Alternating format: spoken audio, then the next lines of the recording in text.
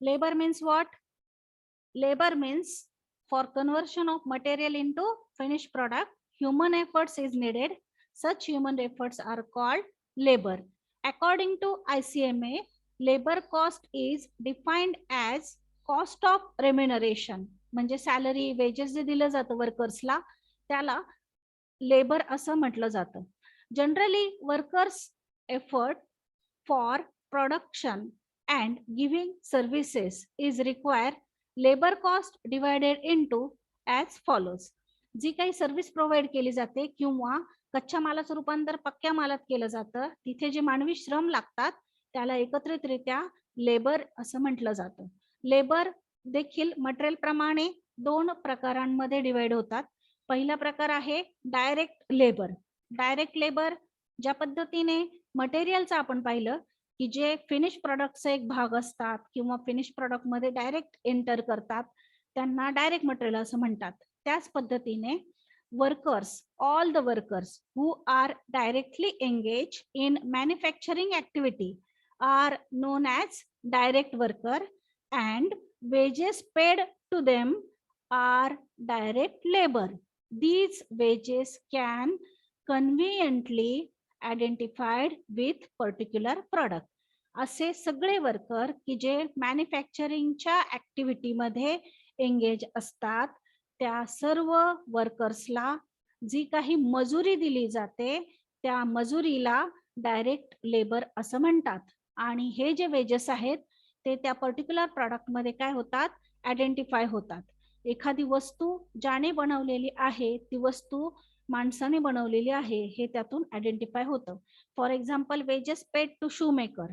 जो कोणी शूज चप्पल बनवणारा आहे किंवा सँडल बनवणारा आहे त्याला जी मजुरी दिली जाते त्याला डायरेक्ट लेबर असं म्हणतात. किंवा कार्पेंटर असेल तर कार्पेंटर फर्निचर बनवतो, त्याने बनवलेले फर्निचर जे आहे त्याच्या डिझाईन मधून त्याची कला दिसून येते, मग त्याला जी मजुरी दिली जाते तिला डायरेक्ट लेबर असं म्हणतात. टेलरने कपडे शिवले, तुमच्या कपड्यांच्या डिझायनिंग मधून त्याचं वर्क दिसून येतं, त्यामुळे त्याला दिली जाणारी जी मजुरी आहे त्याला डायरेक्ट लेबर असं म्हणतात. बस ड्रायव्हर जो बस ड्राईव्ह करतो, बस चालवतो, त्याला जी मजुरी दिली जाते त्याला डायरेक्ट लेबर असं म्हणतात. म्हणजे एखादी सर्व्हिस प्रोव्हाइड करण्यासाठी किंवा कच्च्या मालाचं रूपांतर पक्क्या मालात करण्यासाठी जी ऍक्टिव्हिटी आहे, जी प्रक्रिया आहे तिच्यामध्ये डायरेक्टली जो भाग घेतो किंवा ते काम करतो त्याला जे मजुरी दिली जाते त्याला डायरेक्ट लेबर असं म्हटलं जातं. आणि जे मजूर तिथे काम करतात त्यांना डायरेक्ट वर्कर असं म्हटलं जातं. तर डायरेक्ट वर्कर किंवा डायरेक्ट लेबर, डायरेक्ट वेजेस आणि डायरेक्ट लेबर दोन्ही शब्दांचा अर्थ एकच आहे. फक्त डायरेक्ट वर्कर कुणाला म्हणायचं की जे कच्च्या मालाचं रूपांतर पक्क्या मालात करण्याच्या ऍक्टिव्हिटीमध्ये डायरेक्टली समाविष्ट असतात किंवा सेवा पुरवणे. बस ड्रायव्हर हा काय करतोय, कच्च्या मालाचं रूपांतर पक्क्या मालात नाही करत आहे परंतु सर्व्हिस प्रोव्हाइड करतोय, त्यामुळे त्याला डायरेक्ट लेबर असं म्हटलं जातं. मग इनडायरेक्ट लेबर काय आहेत, तर जे डायरेक्टली काम नाही करत परंतु सपोर्ट करतात, एखाद्या कामासाठी सपोर्ट करतात त्यांना इनडायरेक्ट लेबर असं म्हणतात. It is of general in character. हे काय आहे, जनरल आहे कॅरेक्टर मध्ये, म्हणजे स्पेसिफिक नाहीये. तर हे काय आहे, जनरल आहे इन कॅरेक्टर.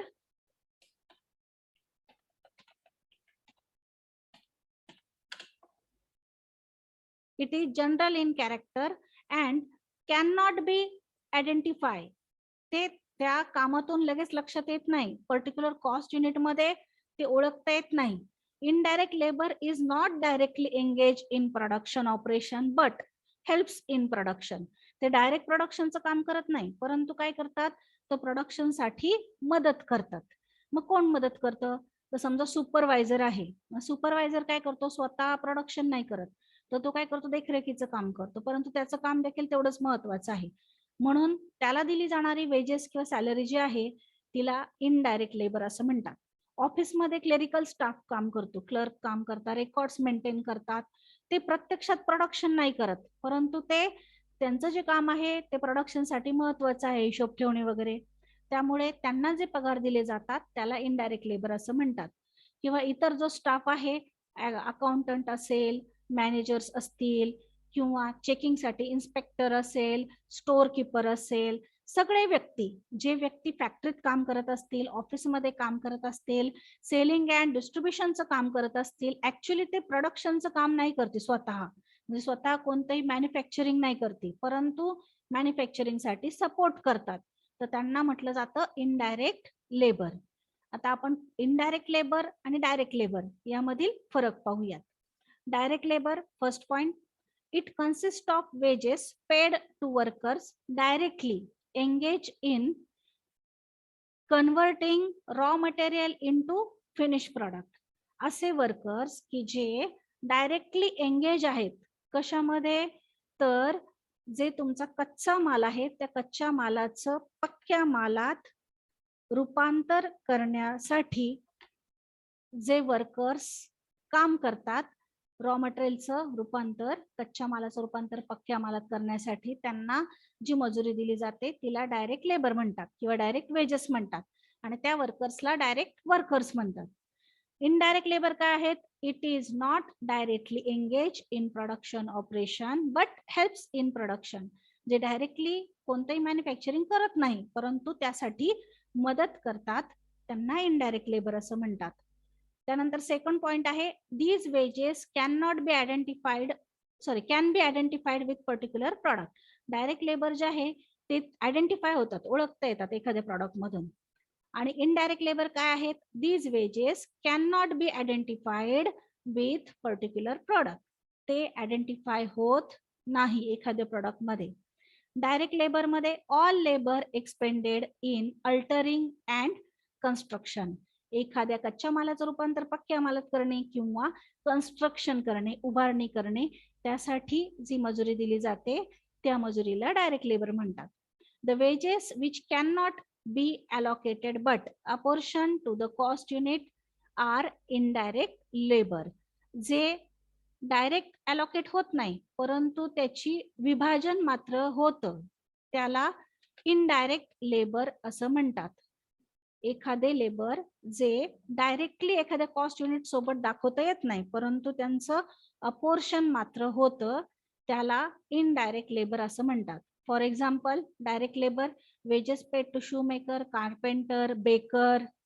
आणि इनडायरेक्ट लेबर मध्ये for example wages paid to supervisor, inspector, watchman, clerk, accountant, store keeper, sales manager, all the human efforts apart from manufacturing. Manufacturing सोडून बाकीचे जे काही ह्युमन एफर्ट्स असतात आपल्या प्रोडक्शनसाठी, त्याच्या विक्रीपर्यंत किंवा विक्रोत्तर सेवांपर्यंत, ते सगळे इनडायरेक्ट लेबर म्हणून ओळखले जातात. तर आपण 3 घटक पाहणार आहोत. पहिला आहे मटेरियल, दुसरा आहे लेबर, तिसरा आहे अदर एक्सपेन्सेस. आज आपण 2 घटक पाहिले. पहिला घटक बघितला डायरेक्ट मटेरियल आणि दुसरा घटक डायरेक्ट लेबर. पुढचा जो घटक आहे अदर एक्सपेन्सेस तो आपण नेक्स्ट लेक्चरला, टुमॉरोच्या लेक्चरला पाहणार आहोत. थँक्यू.